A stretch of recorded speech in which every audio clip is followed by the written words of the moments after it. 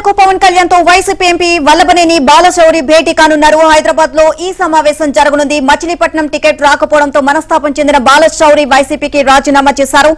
జనసేనలో చేరబోతున్నట్లు అప్పుడే ప్రకటించారు.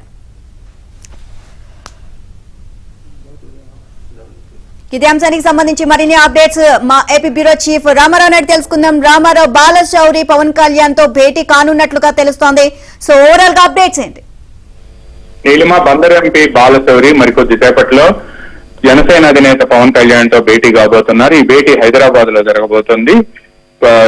వైఎస్ఆర్ కాంగ్రెస్ పార్టీకి రాజీనామా చేసిన తర్వాత అదే రోజు తాను జనసేనలో పవన్ కళ్యాణ్ నాయకత్వంలో పనిచేయబోతున్నట్టు కూడా ట్విట్టర్ లో ఆయన ట్వీట్ చేశారు. అయితే బాలశౌరి ముఖ్యమంత్రి జగన్ తో అత్యంత సన్నిహితంగా ఉండేవారు.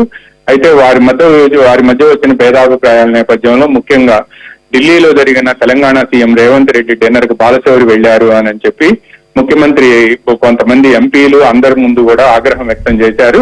ఆయనతో పాటు ఎంపీలందరూ దాదాపుగా వైసీపీ ఎంపీలంతా కూడా దాదాపుగా వెళ్లారు.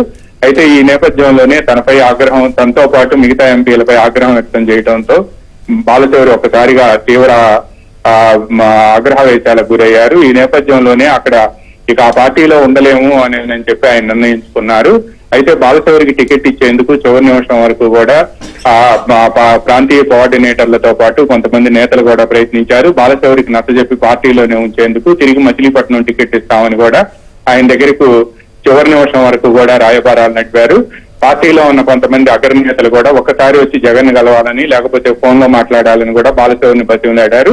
అయినప్పటికీ కూడా తాను ఎట్టి పరిస్థితుల్లో కూడా పార్టీలో ఇమ్మడలేనని, తాను మచిలీపట్నం నుంచి పోటీ చేయాలని ఉన్నప్పటికీ కూడా పార్టీలో జరుగుతున్న పరిణామాల నేపథ్యంలో తాను ఎట్టి పరిస్థితుల్లో పోటీ చేయబోనని చెప్పారు. చివరికి బాలశౌరికి బందర్ ఎంపీ టికెట్ ఇచ్చి అవనిగడ్డ టికెట్ ఆయన కుమారుడికి ఇస్తామని కూడా వైసీపీ నుంచి చివరి నిమిషంలో ప్రతిపాదనలు వచ్చాయి.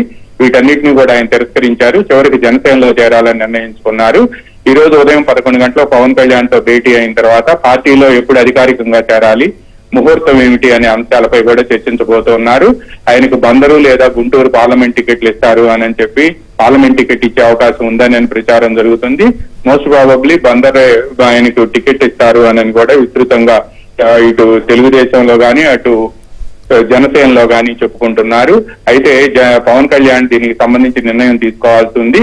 ఈ రోజు ఇరువురు మధ్య జరిగిన భేటీ అనంతరం కొన్ని విషయాలపై క్లారిటీ వచ్చే అవకాశం ఉంది. Neelima. Right, thank you Ramarao.